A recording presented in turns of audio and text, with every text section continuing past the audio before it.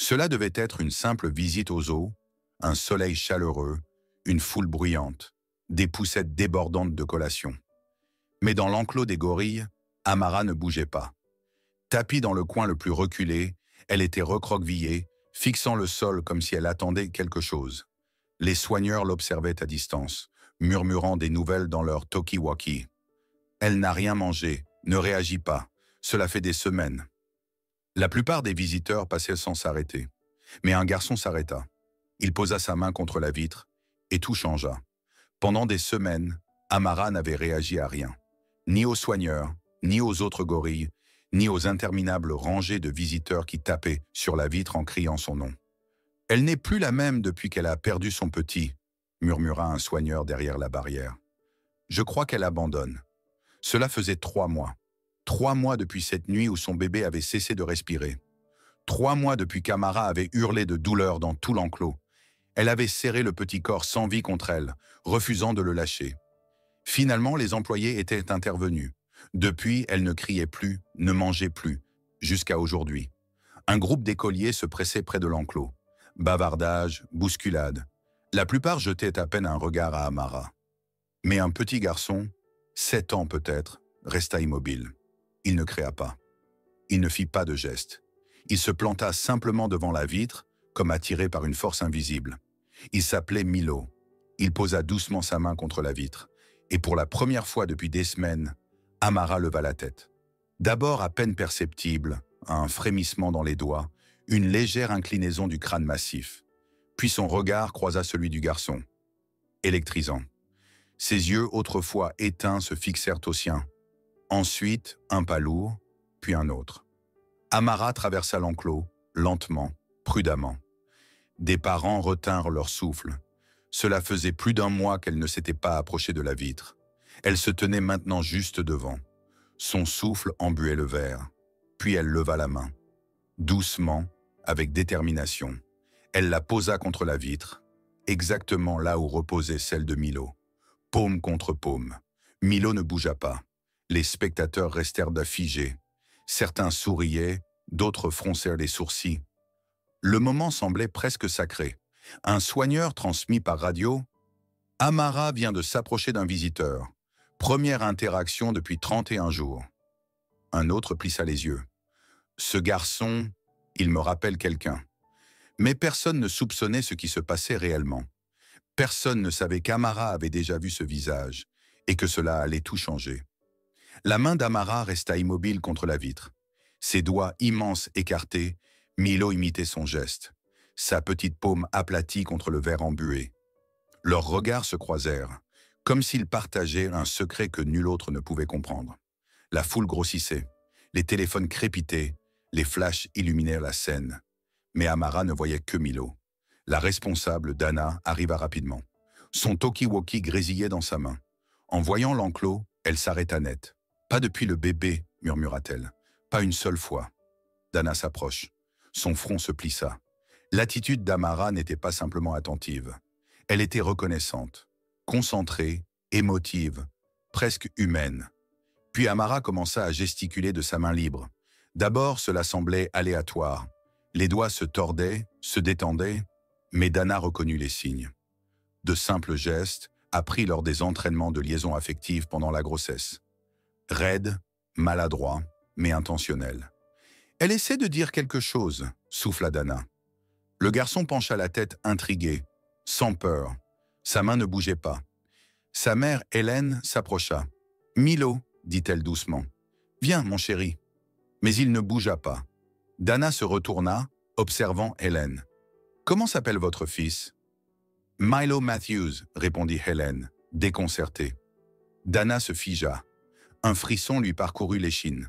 « Je reviens tout de suite », dit-elle avant de courir au bureau du personnel. À l'intérieur, elle fouilla les dossiers, les listes de programmes, les protocoles thérapeutiques.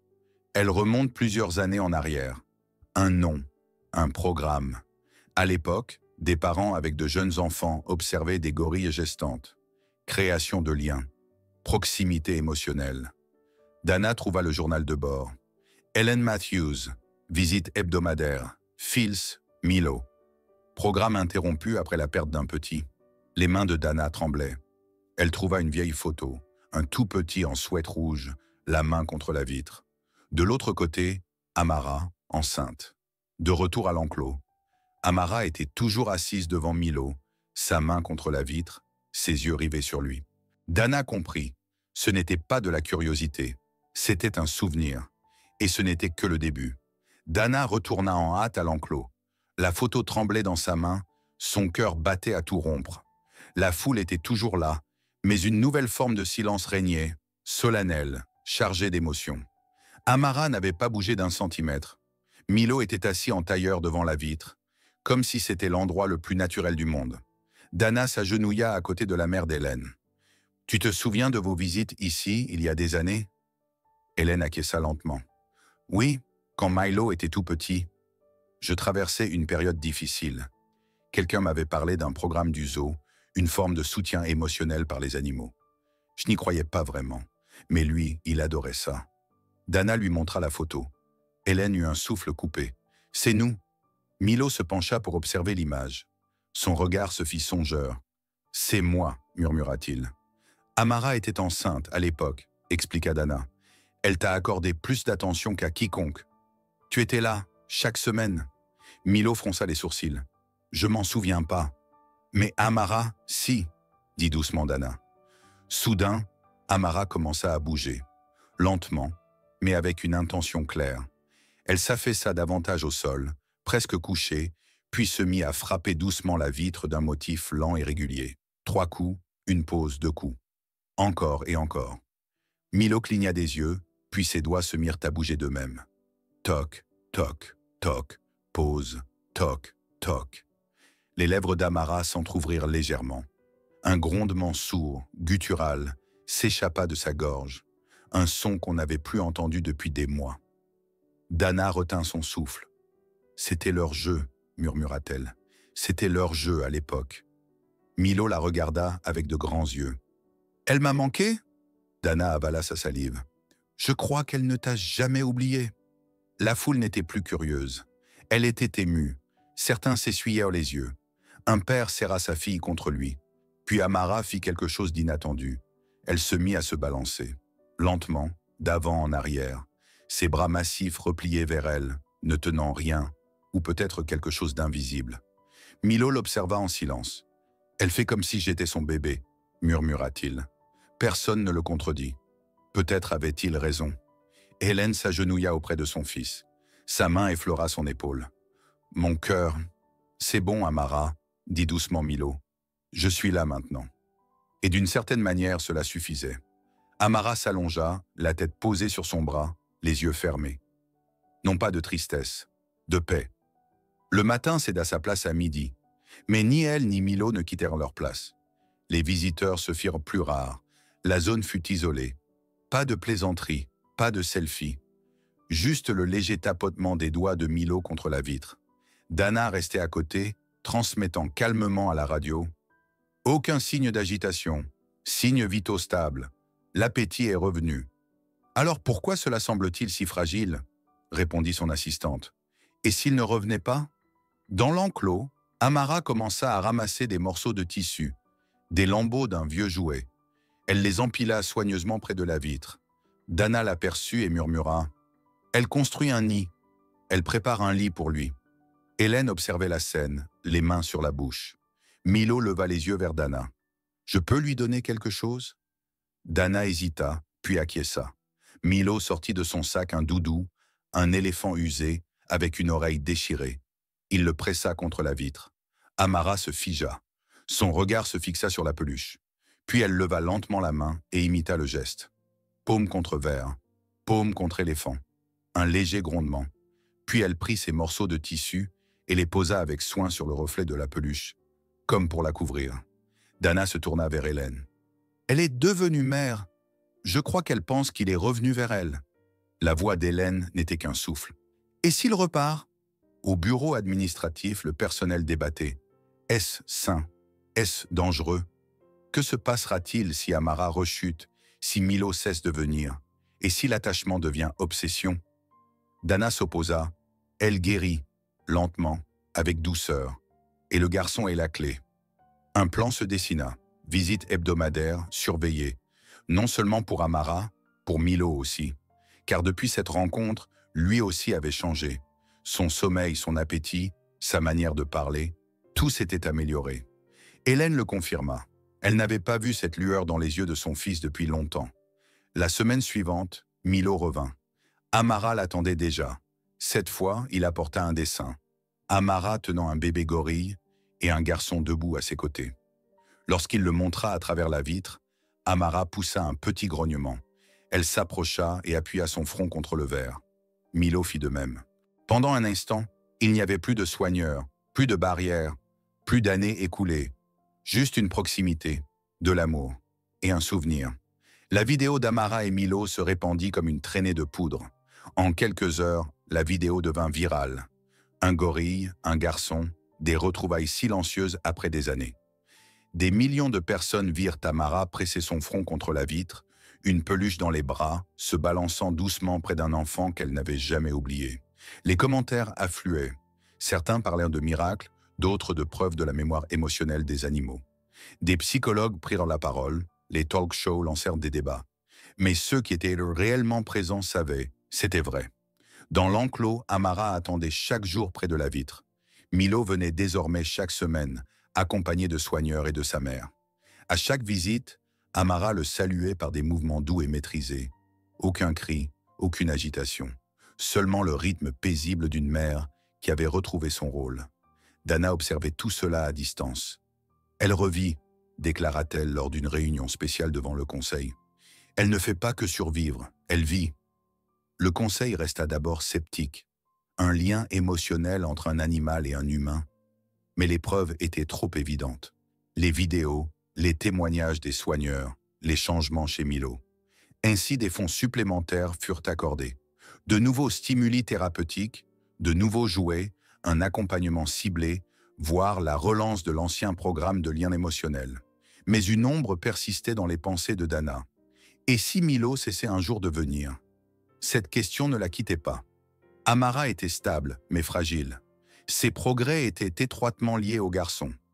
Dana le savait, l'équilibre restait précaire. Puis un événement inattendu survint. Milo se mit à poser des questions sur cette période dont il ne se souvenait plus.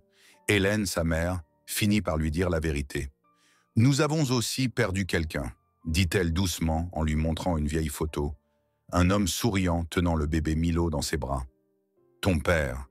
Quand il est mort, je ne savais plus comment continuer. Même le zoo, c'était trop. » Milo écouta en silence. « Tu ne trouvais la paix qu'avec elle à l'époque, » murmura Hélène. « Tu l'appelais toujours Big Mama. » Le nom ne lui disait rien. Mais lorsqu'il le prononça dans l'enclos, Amara laissa échapper un son grave et profond. Presque un soupir, comme si elle avait compris. Comme si quelque chose en elle s'était refermé.